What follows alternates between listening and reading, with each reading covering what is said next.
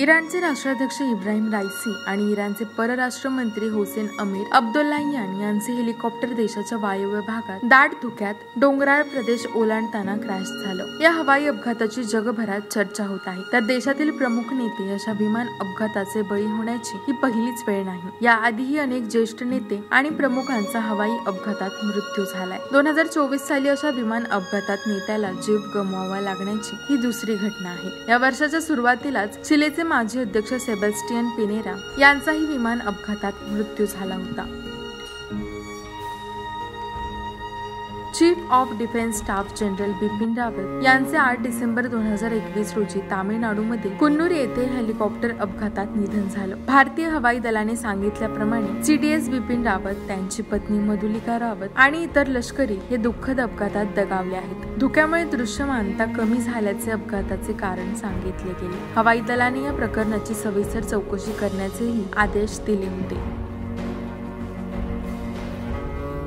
18 August 1945 रोजी नेताजी सुभाषचंद्र बोस यांचे विमान अपघातात निधन झाले। या अपघातावर अनेकांनी प्रश्न उपस्थित केले असून या प्रकरणाची अनेकदा चौकशी करण्यात आली, मात्र या अपघाताला नाकारणारे कोणतेही ठोस तथ्य अद्याप समोर आले नाही। 23 ऑगस्ट 1945 रोजी टोकियो रेडिओने त्यांच्या मृत्यूची घोषणा केली आणि सांगितले की त्यांचे विमान 18 ऑगस्ट रोजी तैहोकू विमानतळाजवळ क्रॅश झाले। त्यांना तायहोकू मिलिटरी हॉस्पिटलमध्ये नेण्यात आले आणि तिथेच त्यांचा मृत्यू झाला।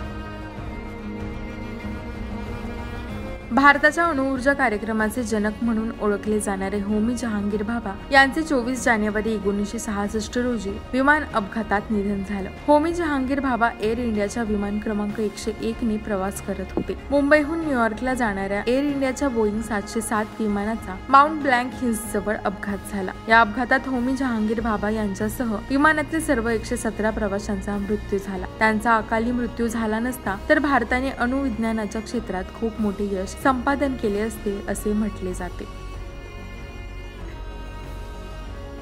माजी पंतप्रधान इंदिरा गांधी यांचे धाकटे पुत्र आणि काँग्रेसी युवा नेते संजय गांधी यांचा 23 जून 1980 रोजी विमान अपघातात मृत्यू झाला। आणीबाणीच्या काळात त्यांची अतिशय वादग्रस्त भूमिका होती। काँग्रेसमधील अनेक तरुण नेत्यांना प्रोत्साहन देण्याचे श्रेयही त्यांना जाते। सफदरजंग विमानतळावर त्यांचे विमान कोसळले। माजी केंद्रीय मंत्री मनेका गांधी त्यांच्या पत्नी तर भाजप खासदार वरुण गांधी हे त्यांचे पुत्र आहेत।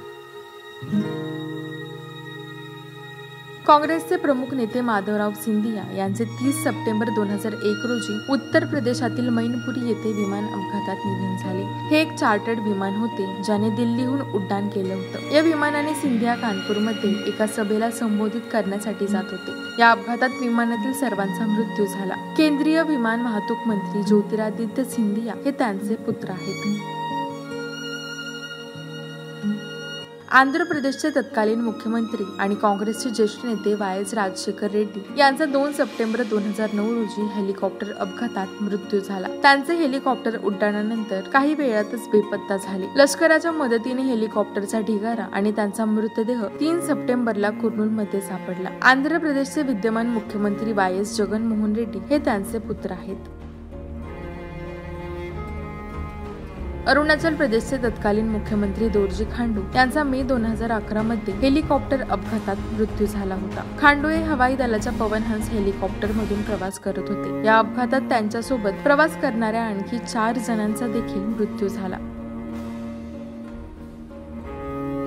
माजी लोकसभा अध्यक्ष आणि तेलुगू देशम पक्षाचे नेते जीएमसी बालयोगी यांचाही हेलिकॉप्टर अपघातात मृत्यू झाला। ते भीमावरम जिल्ह्यातून त्यांच्या अंगरक्षक आणि एका सहाय्यकासह एका खासगी हेलिकॉप्टरने प्रवास करत होते। टेक ऑफ नंतर सुमारे 20 मिनिटांनी त्यांचे हेलिकॉप्टर तांत्रिक बिघाडामुळे कोसळले।